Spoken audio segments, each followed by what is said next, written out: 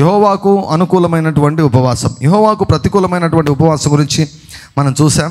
So యెహోవాకు అనుకూలమైన, యెహోవాకు ఇష్టమైన, యెహోవా ఏర్పరచుకున్నటువంటి మరి ఉపవాసాన్ని మనం చూద్దాం.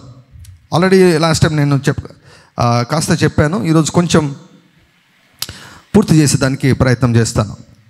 సో ఆనాడు ఇశ్రాయేలీలు వారు రెగ్యులర్గా ఉపవాసం చేసేవారు. వారు అనుదినము ప్రార్థన చేసేవారు, ఉపవాసం ఎక్కువగా చేసేవారు.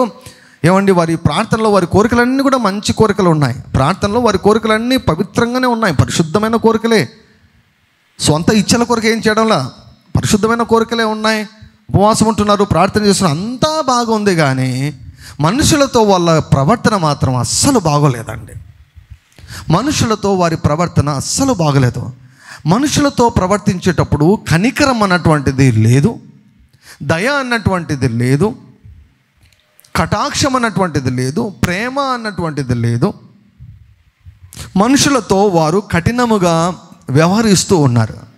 సో మనుషులతో మనం కఠినముగా వ్యవహరిస్తూ, మనుషుల ఎడల కఠినమైన హృదయాన్ని మనం కలిగి మనం ఉపవాసం ఉండి దేవుని యొక్క సన్నిధిలో ప్రార్థన చేయడం వలన ఎటువంటి ప్రయోజనము ఉండదు. సో మనము చాలాసార్లు ప్రభు బల్లలో పాల్గొనేటప్పుడు కొన్ని సంఘాలు అయితే నిజంగా వర్తమానాలు ఉన్నాయి. ప్రభు బల్ల ముందు బల్ల వర్తమానం అని చెప్పి ఒక గంట సేపు వర్తమానం చెప్తారు.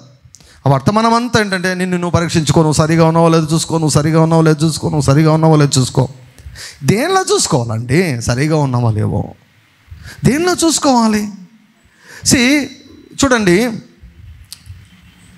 నేను పర్ఫెక్ట్ కాదు, మీరు పర్ఫెక్ట్ కాదు, ఎవ్వరూ పర్ఫెక్ట్ కాదు, ఎవ్వరు కూడా పర్ఫెక్ట్ కాదు. ఒక ఆయనకు 90 సంవత్సరాలు వచ్చాయంట. ఎన్ని సంవత్సరాలు వచ్చాయి? 90 సంవత్సరాలు వచ్చాయంట. 90 సంవత్సరాల వరకు కూడా ఆయన పెళ్ళి చేసుకోకుండా అలాగే ఉండిపోయాడంట. ఉండిపోతే ఒక ఆయన ఇంటర్వ్యూ చేశాను. వీళ్ళు ఉంటారు కదా, ఇంకా టీవీ ఛానల్ వాళ్ళ పని ఏమిటి, ఏదన్నా వాళ్ళకు ఏమన్నా వాళ్ళ రేటింగ్ పెరుగుతుంది అనేది, ఏదన్నా కొంచెం ఆసక్తికరమైనది ప్రజల అటెన్షన్ను ఏమంటే డ్రా చేసేది ఏదన్నా ఉంటే ఇంకా వాళ్ళు ఏం చేస్తుంటారు, ఇంటర్వ్యూ చేస్తూ ఉంటారు. అలా ఇంటర్వ్యూ చేసేసి ఏమండి చాలామంది జీవితాలు పాడు చేసేసారు వాళ్ళు. బయటికి తీసుకుని వచ్చి ఆయన ఇంటర్వ్యూ చేసి, కాదండి 90 సంవత్సరాల వరకు మీరు అసలు ఎందుకు పెళ్లి చేసుకోకుండా ఉన్నారు అన్నాడట. ఏంటి రీజన్ అంటే, ఒక సీక్రెట్ ఉందిలే అన్నాడంట. ఒక సీక్రెట్ ఉందంటే, ఏదో చెప్పండి సీక్రెట్, ఇంకా 90 సంవత్సరాలు వచ్చాయి, మీరు చనిపోతారు, ఏమి మాకు తెలియకూడదా చెప్పండి, లోకానికి తెలియకూడదా చెప్పండి, సీక్రెట్ చెప్పండి, ఏదైనా సీక్రెట్ చెప్పండి అంటే, సరే చెప్తాను గుర్తుపెట్టుకున్నాడట. ఒక పరిపూర్ణమైన స్త్రీ కొరకు నేను ఎదురు చూశాను అన్నాడంట. పర్ఫెక్ట్ ఏమండి లేడీ కొరకు నేను చూశాను, పర్ఫెక్ట్ ఉమెన్ కొరకు నేను చూస్తూ వచ్చాను. 25 సంవత్సరాల నుంచి చూస్తూనే ఉన్నాను, నాకు ఒక్కరూ కనపడలేదు అన్నాడట. సొలొమోన్ అన్నాడు, 10,000 మందిని చూస్తే 10,000 మందిలో ఒక్క గుణవతి కూడా కనపడలేదంట సొలొమోనుకు. అట్లా అయినా ఈ ఇంటర్వ్యూ చేశాను ఉండకుండా నిజం చెప్పండి అన్నాడట. మరీ విడ్డూరం కదా, నిజం చెప్పండి, ఒక్కరు కూడా కనపడలేదు అన్నట. ఒక్కరన్నా కనపడలేదంట. ఒక్కరన్నా దొరకలేదా మీకు? నేను మొత్తం వెతికాను, ఒక్కరు కనిపించారు అన్నాడట. ఒక్కరు బయటపడ్డారు. మరి ఒక్కరు బయటపడితే ఆ ఒక్క ఆడామెను ఎందుకు పెళ్లి చేసుకోలేదు అన్నాడట. ఆమెను ఎందుకు పెళ్లి చేసుకోలేదంటే, ఆమె పర్ఫెక్ట్ మొగోడి కొరకు చూస్తూ ఉంది అన్నాడట. పరిపూర్ణమైనటువంటి ఏమండి పురుషుని కొరకు ఆమె చూస్తూ ఉంది. నేను పరిపూర్ణ వ్యక్తి కాదు కాబట్టి నన్ను చేసుకోలేదు ఆమె. నేను చేసుకోవాలనుకున్నాను ఆమెను, కానీ ఆమె నన్ను చేసుకున్నది అన్నాడంట. అట్లా పర్ఫెక్ట్ అంటే ఎవడు పర్ఫెక్ట్ అండి? ఎవ్వరు పర్ఫెక్ట్. కానీ కొన్ని విషయాలు మన చేతిలో ఉన్నాయి, కొన్ని విషయాలు మనం పర్ఫెక్ట్ అయిపోతే ఇంకా ఏమండి, అసలు పౌలు ఏమన్నాడు, మనలో ఎవరు పరిపూర్ణం కాదు అన్నాడు. మన మనస్సు ప్రాబ్లం అండి, మైండే ప్రాబ్లం. మనసు అన్నటువంటిది ఒక ప్రాసెస్ ద్వారా మారుతూ ఉంటుంది, అంత చేంజ్ అవుతూ ఉంటుంది. అయితే చేంజ్ అవుతూ ఉండాలి, మారుతూ ఉండాలి, దిగజారకూడదు. గుర్రం గాడిద కాకూడదు రోజు రోజుకో. ఏమండి, గుర్రంలాగా ఉన్నా పర్వాలేదు, కానీ గుర్రము గాడిద కాకూడదు, దిగజారకూడదు. మనం ఏ విషయంలో కూడా వీ షుడ్ ఇంప్రూవ్. ఇక ఆత్మ పరిశోధన చేసుకుంటే అన్ని లోపలే కనపడతాయి మనకు. యేసుప్రభులాగా ఎవరుంటారు చెప్పండి? యేసుప్రభులాగా కనపడుతూ ఉంటాయి మనకు. సో అయితే ముఖ్యంగా మనం ఆత్మవిమర్శ చేసుకోవలసిన ఒక ముఖ్యమైన ఆజ్ఞ ఏమిటంటే, ఇతరుల ఎడల మన హృదయ దృక్పథము, హృదయ స్థితి. ఇతరుల ఎడల how is our heart towards other people. మంచోళ్ళు, చెడ్డోళ్ళు, మిత్రువులు, శత్రువులు, రక్త సంబంధికులు కానివారు, వారు ఎవరైనా సరే, it doesn't matter. Your heart is the thing that matters an to God. నీ చుట్టూన్న వారు ఎటువంటి వారు అది కాదు ఇక్కడ పాయింట్. దేవునికి కావాల్సినంత నీ హృదయము.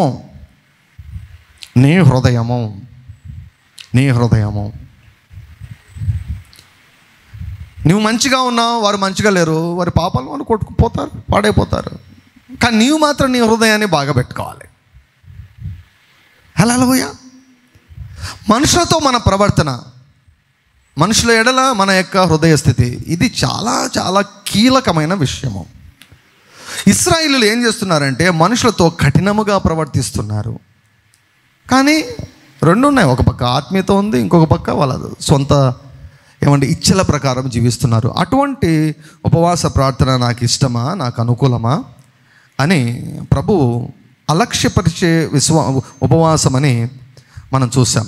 మరి ప్రభు ఏర్పరచుకున్నటువంటి ఉపవాసం ఏంటి? 6వ అధ్యాయం చూద్దాం. 6వ వచనం, యెషయా గ్రంథము 58వ అధ్యాయము 6వ వచనం. దుర్మార్గులు కట్టిన కట్లను విప్పుటయో, కాడిమాను మోకులు తీయుటయో, బాధింపబడిన వారిని విడిపించుటయో, ప్రతి కాడిని విరగొట్టుటయో నేను ఏర్పరచుకున్న ఉపవాసము కదా. చాలామంది అదృశ్యమైనటువంటి కట్ల చేత కట్టబడి ఉన్నారు. చాలామంది పైన కాడిమాను మోకులు ఉంచబడ్డాయి. భారభరితమైనటువంటి మోయలేని భారాల చేత వారు విసిగి వేసారిపోతున్నారు. చాలామంది బాధించబడుతూ ఉన్నారు. చాలామంది జీవితాల మీద సాతానుగాడు కాడిని ఉంచేశాడు. వారి జీవితాలు అప్రెస్డ్ లైఫ్ అన్నమాట. సో వారందరికీ ఇప్పుడు చూడండి, వారందరి విడుదల కొరకు అంటే నీవు ఉపవాసం ఉంటే నేను వారిని విడిపిస్తాను అంటున్నాడు. ఒకవేళ నీవే ఈ స్థితిలో ఉండొచ్చు, నువ్వు ఉపవాసం ఉండి ప్రార్థన చేస్తే నీ మీద ఉన్నటువంటి ప్రతి కాడి విరిగిపోతుంది, నీకున్నటువంటి ప్రతి కట్లు తొలగిపోతాయి. నేను చెప్తాను, చాలా సమస్యలు వంశపారంపర్యంగా వస్తాయి. చాలా సమస్యలు మోస్ట్ ఆఫ్ దెమ్ అని చెప్తాను నేను. మోస్ట్ ఆఫ్ దెమ్ వంశపారంపర్యంగా వస్తాయి. అసలు మొన్న ఒక వర్తమానం వింటుంటే డెరిక్ ప్రిన్స్ గారు అన్నారు, ఒక కుటుంబం కొరకు ప్రార్థన చేస్తుంటేనంట, ఆ కుటుంబము అనుభవిస్తున్నటువంటి శాపానికి కారణము 100 సంవత్సరాల ముందుందంట. వింటున్నారా? ఆ కుటుంబము అనుభవిస్తున్నటువంటి ఆ కష్టాలకు, ఆ ఇబ్బందులకు, ఆ నాశనానికి, ఆ శాపానికి కారణము వారి జీవితంలో లేదంట. అసలు వారి జీవితంలో లేదంట.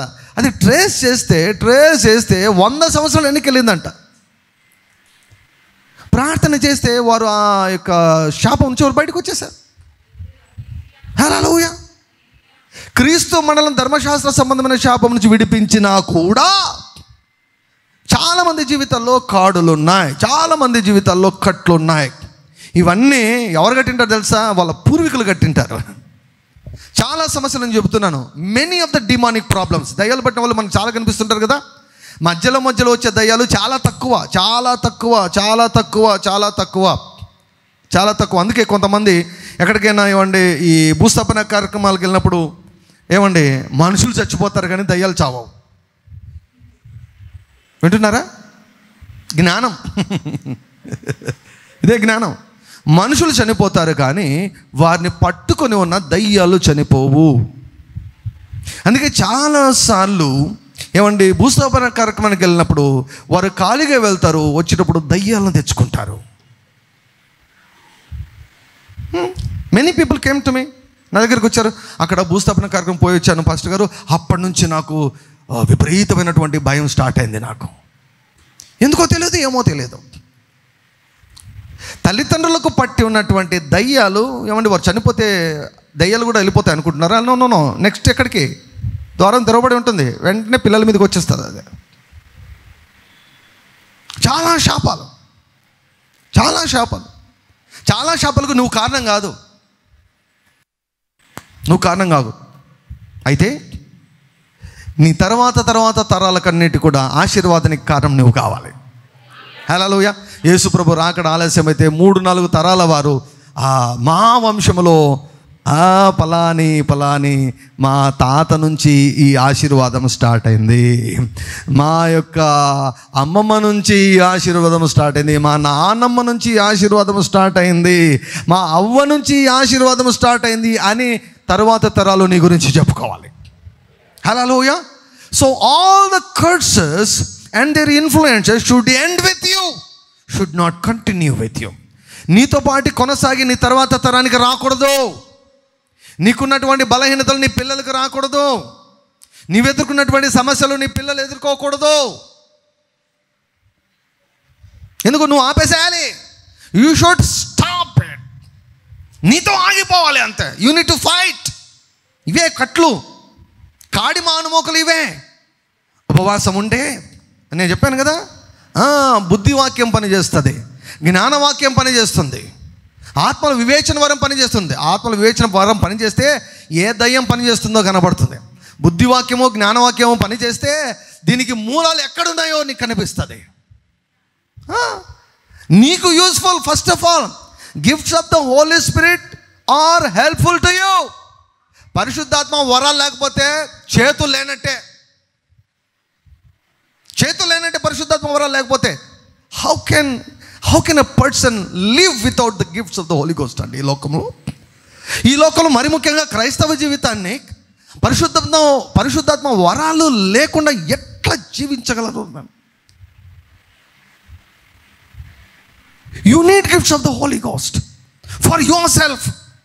ఈ బంధకాలు, ఈ కట్లు, ఈ బాధ, చెప్పుకోలేని వేదన, మాయారోగం అంటే ఏంటి? కారణం తెలియదు.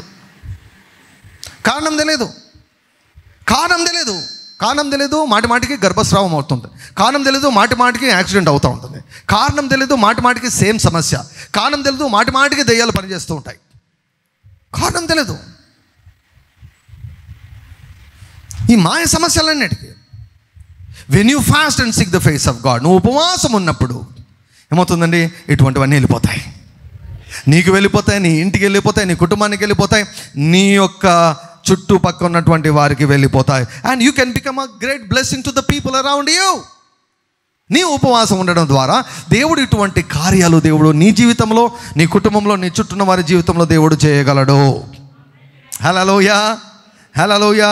ఫాస్ట్గా వెళ్దాం. 7వ వచనం నుంచి, నీ ఆహారము ఆకలిగొన్న వారికి పెట్టుటయు, నీ రక్త సంబంధికి ముఖము తప్పింపకొనుటయో.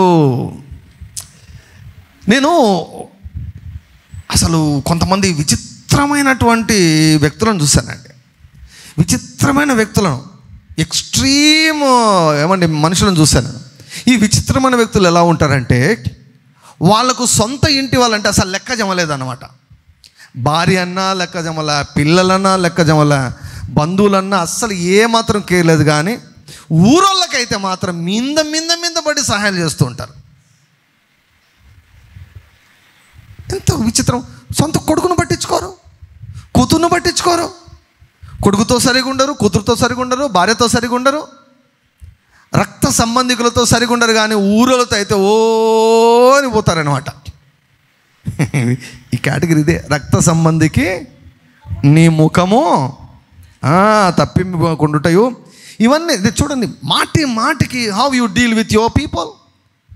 నీవు మనుషులతో ఎలా ప్రవర్తిస్తావు, అవసరతలో ఉన్న వారితో ఎలా నీవు ప్రవర్తిస్తావు. ఆహారం అవసరమైతే ఆహారం పెట్టమంటున్నాడు.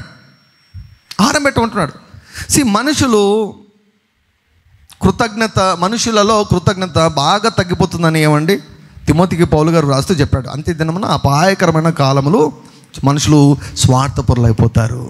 వారు పొందినటువంటి మేలును ఏమాత్రం కూడా గుర్తుపెట్టుకోరు. పొందినటువంటి మేలు ఏమాత్రం కూడా గుర్తుపెట్టుకోరు. అలా అని మనం ఎందుకు మారాలి? మనం మారకూడదు, మనం మేలు చేస్తూనే పోవాలి. హల్లెలూయా. దేవుడు ఎవరిని మన దగ్గరికి పంపిస్తే వారికి మనం మేలే చేయాలి. హల్లెలూయా. సో నీ ఆహారము ఆకలి కొనిన వారికి పెట్టుటయు, నీ రక్త సంబంధికి ముఖము తప్పింపకుండుటయు, దిక్కుమాలిన బీదలను నీ ఇంట చేర్చుకొనుటయు, వస్త్రహీనుడు నీకు కనబడినప్పుడు వానికి వస్త్రములు ఇచ్చుటయు, ఇది ఏ కదా నాకు ఇష్టమైన ఉపవాసము. కాబట్టి నీ చుట్టూ ఎవరైనా అక్కరలో ఉన్నారు, బట్టలు వారికి లేవు, కప్పుకునేదానికి బెడ్షీట్లు వారికి లేవు, తినేదానికి ఆహారం లేదు అన్నటువంటి వారు నీ కళ్ళలో, నీ చూపులో పడ్డారంటే నీవు నిర్లక్ష్యంగా పట్టించుకోకుండా వెళ్ళకూడదు అని దేవుడు చెప్తున్నాడు. వారికి సహాయం చేయి. నీ బట్టలు ఇవ్వు, నీ అన్నం ఇవ్వు, నువ్వు ఖర్చు చేయి, నీ డబ్బులు ఖర్చు చేయి. అది నాకు ఇష్టమైన ఉపవాసం అంటున్నాడు. Let us lead a life which is pleasing unto God. దేవుని సంతోషపెట్టే పనులు చేద్దామండి. దేవుడు సంతోషపెట్టే పనులు చేద్దాం. హల్లెలూయా. దేవునికి ఏది ఇష్టమో అవి ఎక్కువ చేద్దాం, ఏవి ఆయనకి ఇష్టం లేదో వాటన్నింటి కూడా మానేద్దాం. దేవుని నామమునకు మహిమ కలుగును గాక. అలాగున నువ్వు చేసిన ఎడల నీ వెలుగు వేకువ చుక్కవలే ఉదయించును. స్టార్ అయిపోతావు నీవు, స్టారు. డూప్లికేట్ స్టార్లు అన్నీ అవి వేరే. డూప్లికేట్ స్టార్లు అన్నీ చాలా స్టార్లు ఉన్నాయి, అవి వేరే. ఒకసారి ఒక మనిషి ఉన్నాడు, ఆ మనిషి మాటలంటే నాకు కొంచెం భలే ఇష్టం అనమాట. ఆ మనిషిని పేర్లు ఎందుకులేండి, ఒక వ్యక్తి ఇంటర్వ్యూ చేస్తూ ప్రధానమంత్రి గారు ఒక కాల్ ఇచ్చారంట అప్పుడు ఎప్పుడో. ఏమండి, రోడ్లు ఊడ్చమని. రోడ్లు ఊడ్చేదానికి పెద్ద పెద్ద సినిమా యాక్టర్లు, పెద్ద పెద్ద sports men, international sports men ఏమండి చీపురు పట్టుకొని రోడ్డు మీదకి వచ్చి ఊడ్చారనమాట. ఈయన కూడా ఒక పెద్ద సెలబ్రిటీ అనమాట. ఈయనని అడిగారు అనమాట, ఇప్పుడు వారందరూ రోడ్డు మీద పడి ఊడ్చారు, మీరు ఊడ్చారా అంటే నేను ఊడ్చను అన్నాడు. నేను ఊడ్చను అన్నాడు. ఎందుకు మీరు ఊడ్చారంటే వాళ్ళు ఊడ్చేది స్టంట్ల కోసం.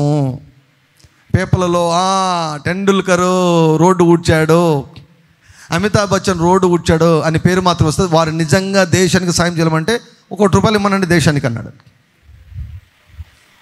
చీపురు పట్టుకుంటే ఏం కష్టం అండి వాళ్ళకి. చీపులు పట్టుకుంటే పెద్ద పబ్లిసిటీ వస్తుంది, పబ్లిసిటీ కోసం వాళ్ళు చేస్తున్నారు. కాబట్టి నాకు అవసరం లేదు, నాకు ఆల్రెడీ పబ్లిసిటీ ఉంది, నాకేం అవసరం లేదు అన్నాడు అన్నమాట.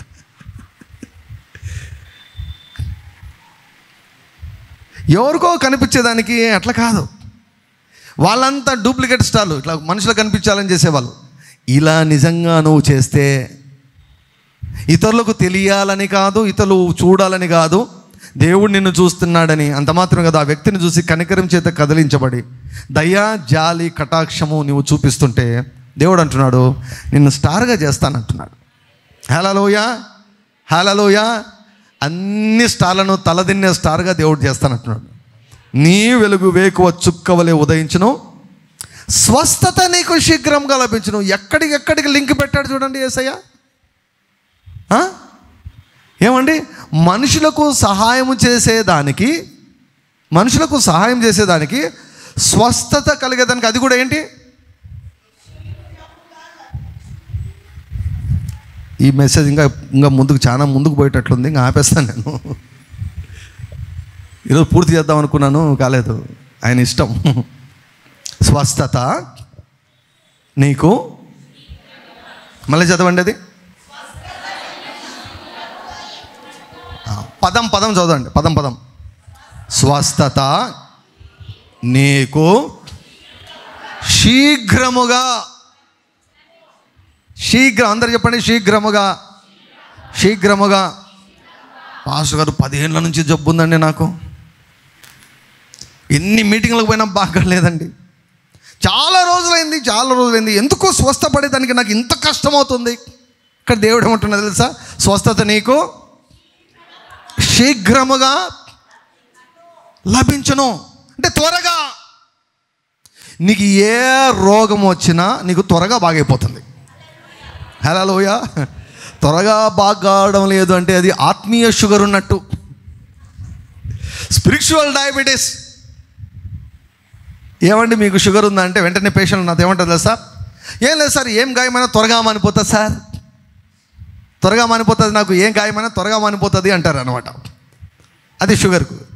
త్వరగా ఎందుకు బాగా కావడం లేదు నీకంటే ఆత్మీయ షుగర్ ఉంది కాబట్టి.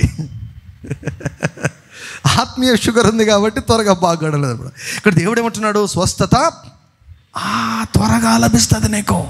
గుర్తుపెట్టుకోండి, అద్భుతమైన జీవితం ఏంటంటే రోగం రాకుండా జీవించడమే అద్భుతమైన జీవితం. ఏ తెగులు నీ గుడారమును ఇది అద్భుతమైన జీవితం. ఒకవేళ ఏమండి, ప్రతి ఒక్కరు కూడా ఎప్పుడు ఆ స్థాయి విశ్వాసంలో ఎవరు కూడా ఉండరు కదా. కాబట్టి కొన్నిసార్లు వ్యాధుల బారిన పడేదానికి ఆస్కారం ఉంది. పడితే వెంటనే బాగా కావాలి. గుర్తుపెట్టుకోండి, పడితే వెంటనే బాగా కావాలి, వెంటనే బాగా కావాలి, వెంటనే బాగా కావాలి, వెంటనే బాగా కావాలి. ఒక వాక్యం చూపించి 2 మాటలు చెప్పి నేను ముగిస్తాను. వెంటనే బాగా కావాలి.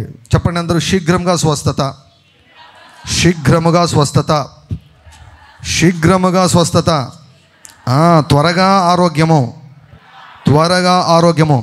41వ కీర్తన 1, 2, 3 వచనాలు. 41వ కీర్తన 1, 2, 3 వచనాలు. బీదలను కటాక్షించువాడు ధన్యుడు. ఆపత్కాలమందు యెహోవా వానిని తప్పించును, యెహోవా వానిని కాపాడి బ్రతికించును. భూమి మీద వాడు ధన్యుడగును, వాని శత్రువుల ఇచ్చకు నీవు వానిని అప్పగింపవు. రోగశయ్య మీద యెహోవా వానిని ఆదరించును, రోగము కలుగగా నీవే వానిని స్వస్థపరచుదువు. హల్లెలూయా. బీదలను కటాక్షించేదానికి, స్వస్థపరిచేదానికి దేవుడు ముడివేశాడు. Hallelujah. That's why always help the people in need. వారు ఎలా ఉన్నా పర్లేదు, వారు నీకు కృతజ్ఞత కలిగి ఉన్నా కృతజ్ఞత లేకున్నా కూడా, కృతజ్ఞత కలిగి ఉన్నా లేకున్నా కూడా ఒకడు నీ ద్వారా సాయం పొందుకుంటారు. ఏమండి, కృతజ్ఞత లేకుండా వెళ్ళిపోతాడు. అలాగని చెప్పేసి నీ స్వభావాన్ని, నీ పద్ధతిని మార్చుకోవద్దు. Let that person leave. ఇంకెవరైనా అవసరతలు ఉన్నారనుకోండి, వారికి సాయం చేస్తూనే వెళ్ళు. You don't change. అది ఎవరి నేచర్ తెలుసా? మన దేవుని నేచర్.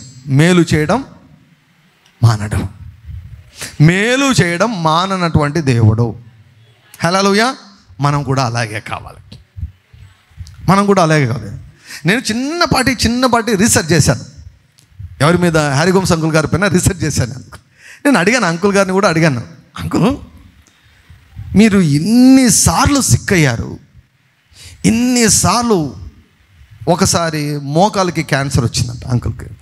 మోకాలికి క్యాన్సర్ ఒకసారి 2 కిడ్నీలు ఫెయిల్ అయ్యాయి, వేరే కిడ్నీలు పెట్టాలని డాక్టర్లు చెప్పారు. ఇంకొకసారి మీకు ఆల్రెడీ 3 సార్లు మీకు హార్ట్ అటాక్ వచ్చేసింది. ఎజెక్షన్ ఫ్రాక్షన్ 30కి పడిపోయిందని చెప్పారు. ఎజెక్షన్ ఫ్రాక్షన్ 30కి పడిపోతే ఇంకా ఎవరు బ్రతకరంట చెప్పారు. ఆ కరోనా 2 వైరస్ అదేదో ఇంకా సివియర్ కరోనా వచ్చినప్పుడు హైదరాబాద్కి వెళ్ళినప్పుడు అంకుల్ అక్కడ 85% లంగ్స్ డ్యామేజ్, 85% లంగ్స్ డ్యామేజ్ అయ్యి కోమాలోకి వెళ్ళిపోయారు, కోమాలో ఉన్నారు. ఇంకొకసారి మొత్తము ఏమండి, వెన్నుపూస మొత్తం కూడా నార్త్లో సువార్తలకు వెళ్ళి అక్కడ గుంతలు 4-5 అడుగులు లోతుంటాయంట గుంతలు, మనలాగా కాదనమాట. ఇప్పుడు ఎట్లా అంటే ఇంకా ఇట్లా లోయలకు పోయి బయటకు వచ్చేటట్టు ఉంటుందంట గుంతలు. 1 కిలోమీటర్ ప్రయాణం చేసేదానికి 1 గంట సేపు పడుతుందంట. అటువంటి స్థలాలకు వెళ్ళి సువార్త చేసి వచ్చారు. సో అలా ప్రయాణాలు చేయడం వల్ల బాగా వెన్నెముక సమస్య వచ్చి చాలా కష్టపడ్డాడు, చాలా ఇబ్బంది పడ్డాడు. అట్లా చాలాసార్లు ఇంకా కరోనా వచ్చినప్పుడు అయితే ఇంక అందరూ అనుకున్నారు ఇంకా అయిపోయింది, చనిపోతాడు అనుకున్నారు. వాళ్ళు ఇచ్చినటువంటి సూదులకు, వాళ్ళు ఇచ్చినటువంటి స్టెరాయిడ్స్కు 13 కేజీలు పెరిగాడు అంకుల్. 3 రోజుల్లో 13 కేజీలు ఇంజెక్షన్స్ వల్ల. మామూలుగా రెగ్యులర్గా ప్రతి సంవత్సరం కూడా 40 రోజులు మామూలుగా పార్షియల్ ఫాస్టింగ్ చేస్తారు అంకుల్ గారు. 40 రోజులు దేవుని చెప్పాడంట, ప్రభువా నేను ఉపవాసము ఈ సంవత్సరము, ఇన్ని సంవత్సరాలుగా నేను ఉపవాసం ఉంటున్నాను, మరి ఈ సంవత్సరం మిస్ అయ్యేటట్లుంది అని ప్రభువుకు చెప్పుకొని చర్చిలో కూడా నేను చేయలేను, మీరే చేయండి అని చెప్పేసి వచ్చాడంట.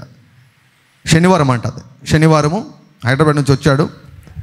మొత్తం స్ట్రెచ్చర్ మీద తీసుకొని వచ్చారు, వీల్ చైర్ మీద తీసుకుని వచ్చారంట చర్చికి. అంకుల్ గారిని వీల్ చైర్ మీద తీసుకుని వచ్చారు. శ్వాస కూడా చాలా కష్టపడుతున్నాడు, నేను చేయలేను అని చెప్పారు. సో తర్వాత ఇంటికి తీసుకుని వచ్చారు. ఆ రాత్రి మరీ వేకోచామనే యేసుక్రీస్తు ప్రభు కనిపించి అలా ఆయన మహిమ చేత అంకుల్ గారిని తాకారట. తాకిన వెంటనండి 13 కేజీలు ఒకే క్షణంలో మాయమైపోయింది. 13 కేజీలు.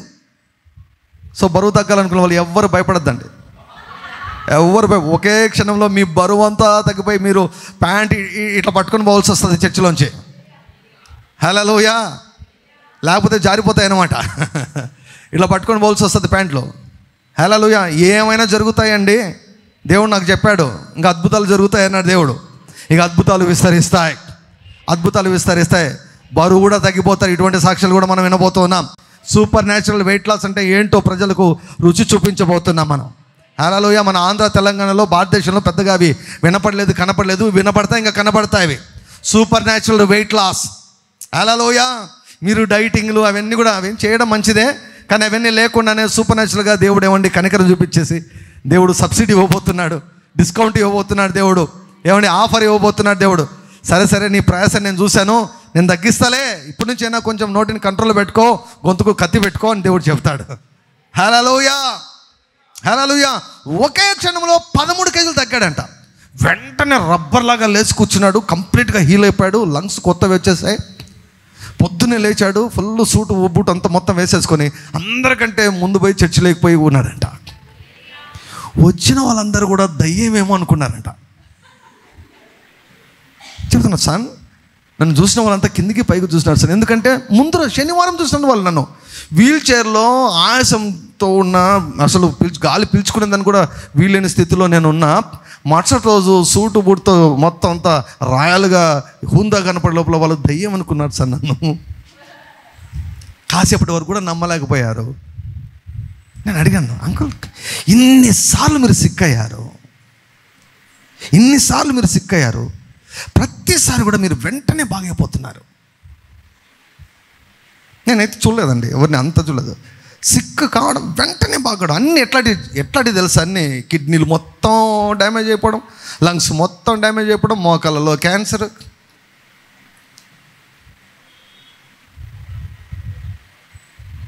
అంటే దేవుని కృపాస అని అన్నాడు.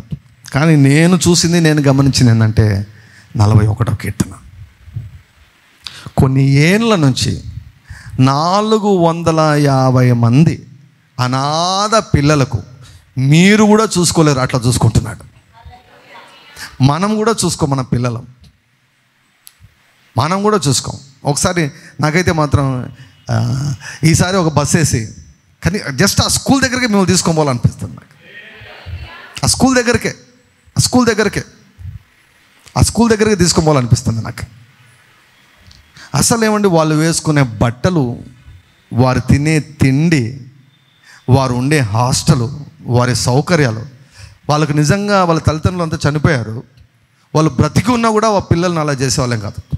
ఆ 450 మంది ఉదయకాలంలో పొద్దున్నే లేచి వారందరూ కలిసి ఆరాధన చేస్తూ ఉంటే వారితో ప్రార్థన చేయించాడు అంకుల్ గారు నాకు. రే ప్రార్థన చేయండి రా, మన పాస్టర్ గారు డాక్టర్ గారు ప్రార్థన చేయండి అంటే వాళ్ళు ప్రార్థన చేస్తారండి. ఆర్ఫన్స్, అనాథలు వాళ్ళు, ఏమున్నారండి వాళ్ళు. బీదవారిని కటాక్షించాడు. ఫస్ట్ టైం నేను వెళ్ళినప్పుడు అడిగాను, ఫీజు ఎంత ఉంటుంది అంకుల్ అన్నాను. అంటే అలా చిరునవ్వు నవ్వి ఫ్రీ అన్నాడంతా. ఫ్రీ. నిజంగా అనాథలే ఉండాలా? ఫ్రీ ఎడ్యుకేషన్, మంచి చదువు. కోయంబత్తూరులో టాపర్స్ మొత్తం అంతా ఆర్ఫన్స్ వాళ్ళు, తల్లిదండ్రులు లేరు. కోయంబత్తూరులో టాపర్స్ తెలుసా వాళ్ళు ఏమి ఇంగ్లీష్ మాట్లాడతారు అసలు, మొత్తం అన్నిట్లో, స్పోర్ట్స్లో కానీ గేమ్స్లో అన్నిట్లో టాపర్స్ కోయంబత్తూరులో. ఫుల్ ఫేమస్ ఆ స్కూల్. దేవుడు పేదవారికి సహాయం చేసేదానికి స్వస్థతకు లింక్ పెట్టేశాడు. నాకు అర్థమైంది.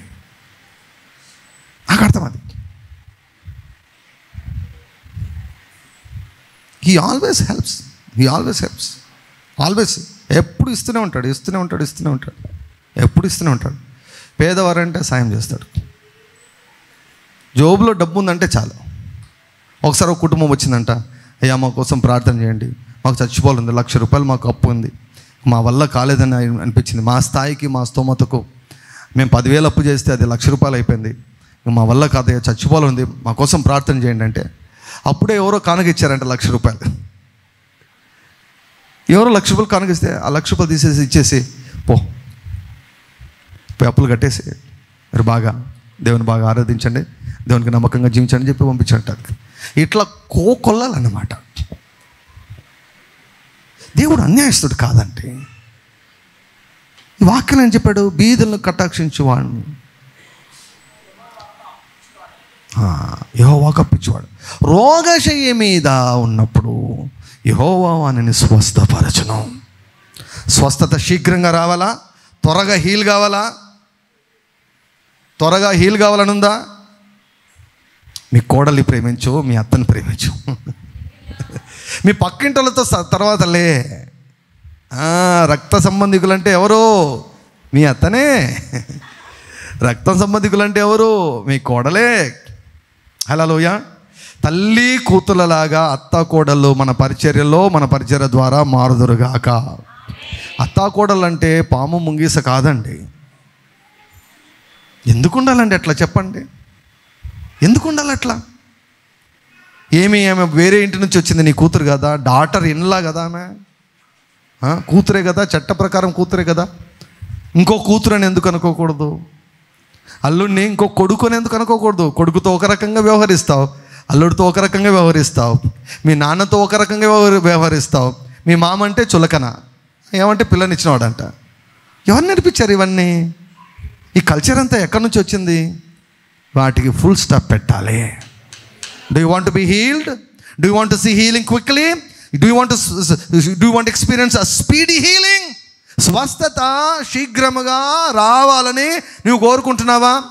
నీవు లోపల మనుషుల మీద చేతి పెట్టుకొని టన్నుల లీటర్ల నూనె అన్నీ ఎక్కడి నుంచి తెచ్చుకో, ఎక్కడి నుంచి పూసుకో, దిగేసుకో, పైనుంచి కిందికి పోదు.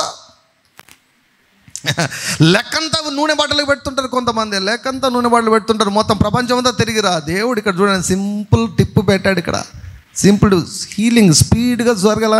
ఎక్కలేదు ఈ వాక్యం ఎక్కడ లేదు, ఎక్కడ లింక్ పెట్టలేదు దేవుడు. స్వస్థత నీకు శీఘ్రముగా లభించును అన్న ఈ వాక్యాన్ని ఎక్కడ దేనికి లింక్ పెట్టలేదు. కానీ దేనికి లింక్ పెట్టాడంటే పేదలకు సహాయం చేసే విషయంలో దేవుడు లింక్ పెట్టాడు. Hallelujah. You have the poor. నీకంటే తక్కువ స్థాయిలో ఉన్న వారికి నువ్వు సహాయం చేయి. నేనే పెదవాన్ని, నీకంటే పెద్దవాళ్ళు చాలామంది ఉన్నారు తెలుసా. నాకేది లేదంటే నీకంటే అంటే చాలామందికి లేని దీవెనలు నీకున్నాయి తెలుసా. నీకంటే తక్కువ స్థాయిలో ఉన్న వారికి, నీవెవరికైనా వారి అవసరతలను తీర్చే స్థాయిలో నీవు ఉన్నావు అంటే కనీసం ఒక కంఫర్ట్ మాట చెప్పు, ఒక ఆదరణ మాట చెప్పు, బాగున్నారా అని చెప్పు, తిన్నావా లేదా అని చెప్పు. నువ్వు ఇవ్వలేకపోయినా కూడా కనీసం మాటలతో అన్న ఆదరించు, మాటలతో అన్న వారిని బలపరచు. దేవుడు ఉన్నాడు, నేను నీకోసం ప్రార్థన చేస్తున్నాను, దేవుడు ఖచ్చితంగా సాయం చేస్తాడు. యూ షో అవసరతలు ఉన్నటువంటి వారికి, you show mercy, you show compassion. This is what God is desiring from the people. ప్రజల నుంచి దేవుడు ఇదే కోరుకుంటున్నాడు. You deal with the people well. ప్రజలను ప్రేమించండి, అవసరతలు ఉన్న వారికి సహాయం చేయండి. గర్విష్ఠులు ఉంటారు, గర్వపోతులు ఉంటారు, వారిని పట్టించుకోవద్దు. అవసరతలో ఉన్నటువంటి వారు, గర్విష్ఠులకు ఉన్నటువంటి ఒక నేచర్ ఏంటంటే నిన్ను సహాయం అడగరు వాళ్ళు. కాబట్టి వాళ్ళు ఈ లిస్టులో లేరు, you just leave them, no problem. గర్విష్ఠుల గురించి దేవుడు చెప్పడంలా ఆకలి ఉన్న వారి గురించి దేవుడు చెబుతున్నాడు, వస్త్రహీనత ఉన్న వారి గురించి దేవుడు చెబుతున్నాడు. రక్త సంబంధికులు నీ అవసరం పడి నీ దగ్గరికి వచ్చినప్పుడు అంటున్నాడు, నీ రక్త సంబంధి నీ దగ్గరికి వచ్చినప్పుడు నువ్వేం వెంపర్లాడి ఏమండి వాళ్ళకి చేయాల్సిన అవసరం ఏం లేదు. వారు దీనులుగా వచ్చి నీ దగ్గరికి వచ్చినప్పుడు దేవుడు సహాయం చేయమంటున్నాడు. అలా చేస్తే నువ్వు స్టార్ అయిపోతావు. అలా చేస్తే నీకు స్వస్థత శీఘ్ర స్వస్థత. Do you want be healed? Most of the people will fall sick. చాలామంది సిక్ అయిపోతారు. అదేం పాపమేం కాదు, సిక్ అయిపోతారు, మామూలే. త్వరగా లేయాలి, త్వరగా హీల్ కావాలి, త్వరగా బాగా అవ్వాలి. మనుషుల మీద చేదు పెట్టుకోవద్దు. మనుషులు సహాయానికి వస్తే నువ్వు చేయగల సహాయం ఉంటే చెయ్యి, ముఖం తిప్పుకోవద్దు. నువ్వు ఇట్లా ముఖం తిప్పుకుంటే దేవుని స్వస్థత కూడా ఇలా ముఖం తిప్పుకుంటుంది. అప్పుడు ఏంటి మన దిక్కు? So we need to be very careful. మన చుట్టూ అవసరతలో ఉన్నవారు ఎవరైనా ఉన్నారు అంటే కొంచెం ఏమండి ఒళ్ళు దగ్గర పెట్టుకొని మనం ప్రవర్తిస్తే మనం సిక్ అయిన ప్రతిసారి కూడా అతి త్వరగా హీల్ అవుతాం. హల్లెలూయా. హ్యారీ గోమ్స్ అంకుల్ గారిలో నేను చూసింది అదే.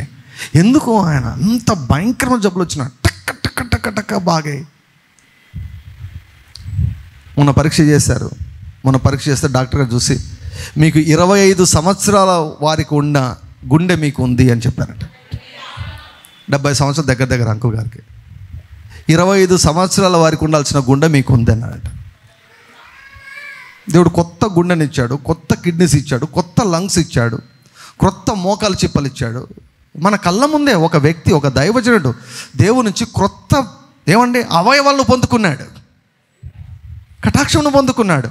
దైవికమైన ఆరోగ్యంతో ఈరోజు ప్రపంచమంతా తిరిగి సువార్త ప్రకటిస్తూ ఉన్నారు. నేను గమనించిన ఏంటంటే ఆయనకు పేదలకు విపరీతంగా సహాయం చేస్తాడు.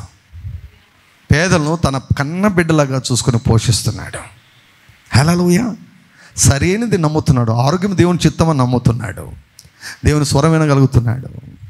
సిక్కైన ప్రతిసారి త్వరగా స్వస్థపరచబడ్డాడు. హల్లెలూయా. కనుక మన జీవితంలో మనం పరీక్షించుకుందాం దేవుని యొక్క వాక్యపు వెలుగులో.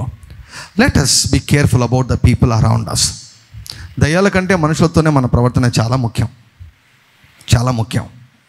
దయ్యాలపైన నువ్వు ఎంత కోపం పెట్టుకున్నా కూడా ఏం కాదు. మనుషులపైన కోపాన్ని కానీ చేదు కానీ అస్సలు పెట్టుకోకూడదు. మనుషుల గురించి నోరు పారేసుకోకూడదు. మరి ముఖ్యంగా నీ ఇంటిలో ఉన్న వారితో, రక్త సంబంధికులకు ముఖం తప్పించకూడదు. రక్త సంబంధికులకు నేను చెప్పాను కదా, ఆ మధ్యన ఒక కోడలు ఊరగాయ చేస్తూ చెప్పింది, నేను ఊరగాయను నా చేతులతో కలిపితే నా చేతులకు మంట వస్తుందని మా అత్తయ్య గారు కలుపుతున్నారండి అన్నారు. ఎంత మంచి అత్తనో. హల్లెలూయా. నయోమి రూతు లాంటి వాళ్ళు కావాలండి, వారిలాగా మారుదురుగాక. మీరు నాతో ఉంటే నేనైతే మార్చేస్తాను, నయోమి రూతులాగా మార్చేస్తాను. హల్లెలూయా. ఈయన నా అల్లుడు కాదండి, ఈయన నా కొడుకుని మీరు పరిచయం చేయబోయే రోజులు వస్తున్నాయి. ఈమె నా కోడలు కాదండి, ప్రపంచానికి ఈమె కోడలు కానీ నా కూతురు అండి. నా కూతురు కంటే నా కోడలు నన్ను బాగా చూసుకుంటుందండి. హల్లెలూయా. నేను అనుకున్నాను మా అత్తలంతా కూడా గయ్యాలని, కానీ మా అమ్మ కంటే మా అత్త నన్ను చాలా బాగా చూసుకుంటుందని. ఇటువంటి సాక్ష్యాలు ఆర్డిజే మినిస్ట్రీస్లో నేను వినపడాలని కోరుకుంటున్నా, కనపడాలని కోరుకుంటున్నాను. హల్లెలూయా. అన్ని రకాల ఎక్కడా విననటువంటి సాక్ష్యాలు అంటే ఇవే మనం వినబోతున్నాం. హల్లెలూయా. ఇవి మనకు మేలు, ఇవన్నీ మనకు మేలండి, ఇవన్నీ మనకు మేలు. మనకు కొంచెం ఇబ్బంది అనిపిస్తుంది కానీ మేలు. చాలామంది పేషెంట్ నా దగ్గరకు వచ్చి సూదే అంటారు. ఏమన్నా ఐస్ క్రీమ్ తినమా ఏమన్నా, వాళ్ళు ఏమనుకుంటారు, సూదేస్తే మేలు అనుకుంటారు, నొప్పి అయినా కూడా మేలు జరుగుతుంది అనుకుంటారు. మనుషులతో మన ప్రవర్తన విషయంలో మనకు నచ్చకున్నా కూడా, మనకి ఇబ్బందికరమైనా కూడా, ఒక్కసారి చిరునవ్వు నవ్వినా కూడా, మీ కోడలను చూసి చిరునవ్వు నవ్వి ఎంతకాలమైందో, మీ అత్తను చూసి చిరునవ్వు నవ్వి ఎంతకాలమైందో, అలా కూర్చొని సరదాగా కలిసి సరదాగా మాట్లాడి ఎన్నాళ్ళైందో. లైవ్లో మాట్లాడుతున్నా, చాలామంది కనెక్ట్ అవుతున్నారు, నాకు తెలుసా మీకు. సంతోషంగా ఉండండి. మీ కుటుంబాలు, మీ సంబంధాలు, మీ బంధాలన్నీ కూడా సంపూర్ణ సంతోషంతో నిండి ఉండునుగాక.